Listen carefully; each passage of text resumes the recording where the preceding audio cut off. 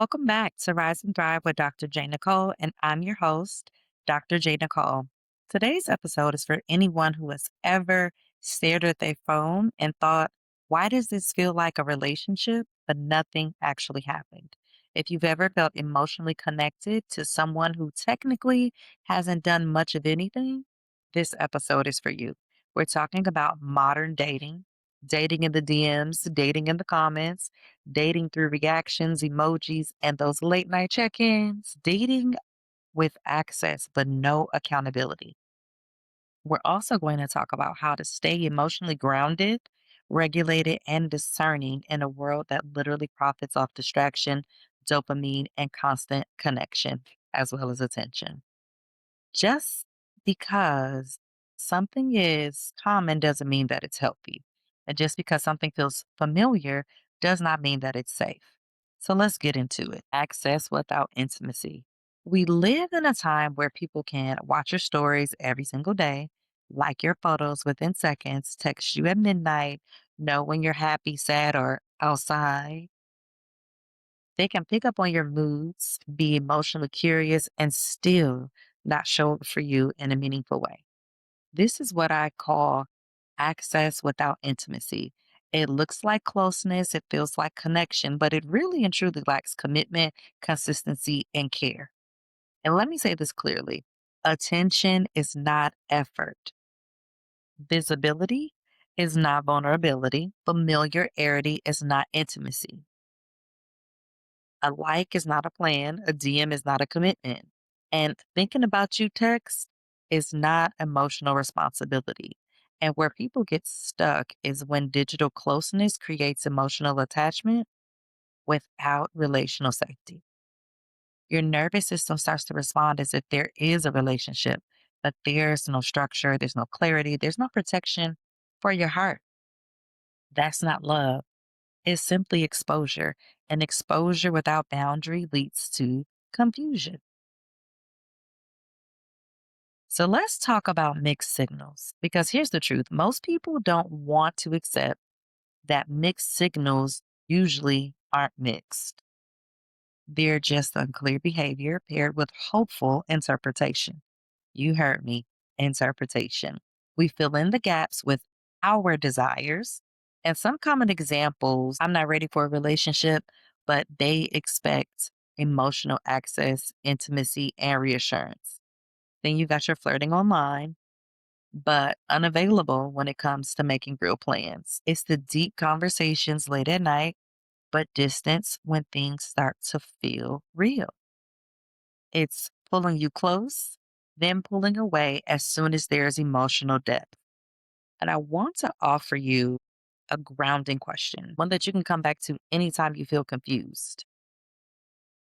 Here's the question: if I removed their words and only looked at their behavior, their action, what story would it tell? Clarity lives in behavior.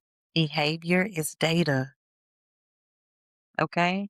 The clarity is not in potential, it's not in promises, it's not in personality, it's not how they could be. What are they consistently showing? People's actions tell you exactly what they feel and what they think. Be clear now: confusion is not chemistry, it's information. Everything that a person does and does not do is data for you to interpret and respond to. Healthy dating in this era requires boundaries with technology. And I know that's not always easy because access feels normal now, right? We have more access than ever before to more people than before, literally at the tip of our fingertips. But we still need boundaries because boundaries protect clarity and that protects your heart. Some necessary boundaries that are included when you think about dating, modern dating, and the algorithm include not oversharing with people who haven't earned the access. Emotional intimacy should be paced, it should not be crowdsourced. Okay. We also want to remember we have the ability to mute when necessary. You don't need to watch someone who isn't choosing you. It's okay to take them off of your story because it can be painful, but also you can make yourself a little delusional. Like I said, it gives the false sense of connection, of relationship, when really it's just online presence. We also want to make sure that we are not monitoring someone who isn't consistent because now you're continuously exposing yourself to this person and they're not doing the work. You're building this relationship all on your own. Checking their page is not connection, it's actually self betrayal. Also, want to encourage you to choose peace over proximity. Just because somebody is available, it does not mean that they are aligned with you. And let me say this plainly, blocking is not immature if done properly, and silence is not petty. Disengaging is also not dramatic, and sometimes it's really just self respect. There are some times where your silence, your disengagement, and blocking self preservation. And you have to know the difference. Like, what is your motivation for it? At the end of the day, it's about peace and your self respect. Okay. And you don't owe emotional access to people who are unsure about you. As we move towards January, I want to hear from you, especially if social media or the dating apps are complicating your romantic and dating life. I'm inviting you to submit letters about DM relationships, ghosting, being kept warm but not chosen, just online emotional entanglements, confusion that feels constant. If you've ever asked yourself, why does this feel like something but is nothing's actually happening? I want you to write in. And throughout February, I'll be reading your letters on episodes of Rise and Thrive with Dr. J. Nicole and responding with clarity, compassion, and grounded perspective. You can submit your letters to info@evolvedrjnicole.com. I really want to hear from you. I want to help you work through these relationships, entanglements, situationships, whatever type of ship you are in. Right in. You deserve love. And as much as I can, I want to really help you to be able to break this down and hear it because sometimes we're too close to it and our feelings are way too big. And sometimes you need an external voice to be able to hear clearly. So submit your letters. I look forward to receiving them. And like I said, you deserve love.